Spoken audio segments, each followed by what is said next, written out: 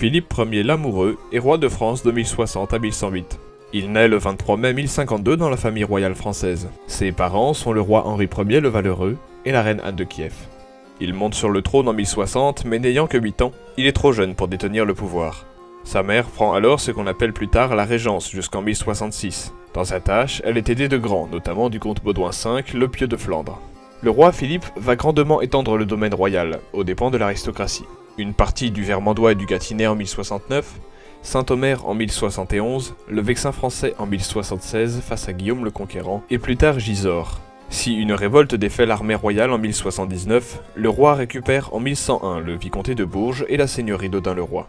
Il épouse en premières noces la fille du comte de Frise occidentale, Berthe de Hollande, mais il la répudie en 1092 pour épouser Bertrade de Montfort, comtesse d'Anjou.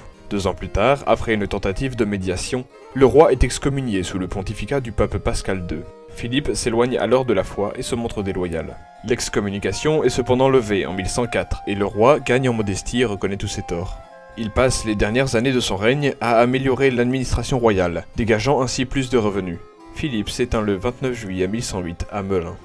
Son règne de 48 ans est le 3e plus long de l'histoire de France. Son fils Louis VI le Gros lui succède.